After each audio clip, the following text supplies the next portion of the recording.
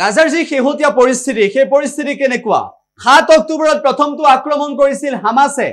এটা বছৰ সম্পূৰ্ণ হ'ল ইজৰাইলক আক্ৰমণ কৰিলে এটা বছৰৰ পিছত কি হ'ল শেহতীয়াভাৱে বহুখিনি বিষয় আহি পৰিছে এইবোৰ বিষয়ৰ ভিতৰত আমি উল্লেখ কৰিব বিচাৰিছো যে হামাছে এবছৰৰ আগতে ৭ অক্টোবৰৰ দিনটো যিটো দিনত আক্ৰমণ কৰিছিল ইজৰাইল তাৰ পিছত গাজাক ভয়ংকৰ ৰূপত আক্ৰমণ কৰিলে ইজৰাইলে এই যুদ্ধত কিমানৰ মৃত্যু হ'ল প্ৰশ্ন আহি পৰিছে যে এই যুদ্ধত ৪০,০০০ পেলেষ্টাইনীয়ে প্ৰাণ দিবলগীয়া ঘটনা সংঘটিত হ'ল বহু ইজৰাইলী সেনায়ো প্ৰাণ হেৰুৱালে কিন্তু লক্ষণীয় বিষয়টো হৈছে এতিয়াও হামাছৰ হাতত বন্দী হৈ আছে বহু ইজৰাইলী লোক তাৰ মাজতে আহিছে আন কেইবাটাও প্ৰশ্ন শেহতীয়াভাৱে ইৰাণে আক্ৰমণ কৰিলে ইজৰাইলক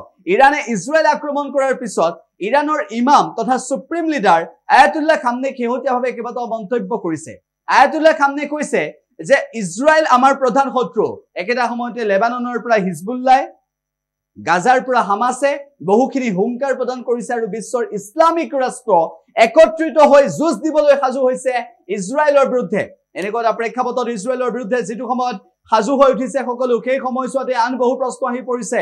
উল্লেখ যে ৭ অক্টোবৰৰ প্ৰাক্ষণত এটা বছৰ সম্পূৰ্ণ হোৱাৰ প্ৰাক্ষণত যেটো সময়ত বিদ্যালয় আৰু মছজিদ ভাঙি দিছিল ইজৰাইলী সেনাই আক্ৰমণ কৰিছিল গাজাত তাৰ প্ৰাক্ষণত ইৰাণে আক্ৰমণ কৰিছিল আৰু ইৰাণে আক্ৰমণ কৰাৰ পিছত ইৰাণে যি আক্ৰমণ কৰিছিল সেই আক্ৰমণ আছিল এনেকুৱা ধৰণৰ যে গাজাৰ শিশু হত্যা কৰা পেলেষ্টাইনৰ শিশু হত্যা কৰা যি যুদ্ধ বিমান আছিল F-35 সেই যুদ্ধ বিমান ধ্বংস কৰি দিছিল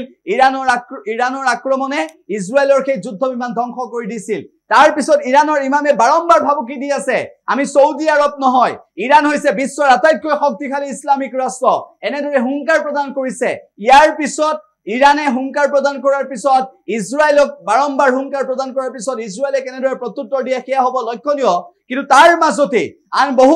বহুবোৰ বিষয় আহি পৰিছে এইবোৰ বিষয়ৰ ভিতৰত গাজাত আকৌ আক্ৰমণ কৰিব পাৰে নেকি ইজৰাইলী সেনাই হামাছে কেনেদৰে ইজৰাইলক আকৌ আক্ৰমণ কৰাৰ লক্ষ্য বান্ধি ল'ব পাৰে নেকি হিজবুল্লাহ কিয় বাৰম্বাৰ টাৰ্গেট কৰি আছে হিজবুল্লাহৰ শীৰ্ষ পৰ্যায়ৰ কমাণ্ডাৰক ইজৰাইলী সেনাই হত্যা কৰাৰ পিছত কিয় ক্ষোভিত হৈ পৰিছে ইৰাণে কিয় বাৰম্বাৰ টাৰ্গেট কৰি আছে ইৰাণে কিয় ইজৰাইলক শেষ কৰি দিম বুলি সংকল্প গ্ৰহণ কৰিছে উল্লেখ যে ইৰাণৰ ইমামৰ সৈতে কেনেধৰণৰ সম্পৰ্ক আছিল হিজবুল্লাহৰ নেতাৰ আৰু যাৰ বাবে হিজবুল্লাহৰ সেই নেতাক হত্যা কৰাৰ পিছত ইৰাণৰ সুপ্ৰিম লিডাৰ আয়াতুল্লাহ খামনে খৰব হৈ পৰিছিল হুংকাৰ দিছিল ধৰ্মীয় সভাত নামাজত হুংকাৰ দিছিল কুকুৰবৰীয়া নামাজত হুংকাৰ দিছিল আৰু তাৰ পিছত ইৰাণে কেনেদৰে তাৰ আগতীয়াকৈ আক্ৰমণ কৰি আৰু তাৰ পিছতো কেনেদৰে ইজৰাইলক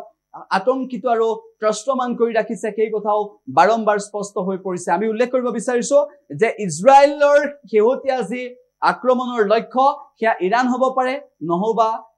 নাইবা ইজৰাইলৰ আক্ৰমণৰ লক্ষ্য হ'ব পাৰে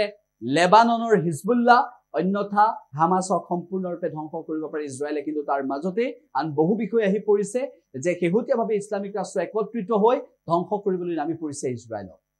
যিকোনো খবৰৰ বাবে যোগাযোগ কৰক 7090173330 অথবা 7099017990 নম্বৰ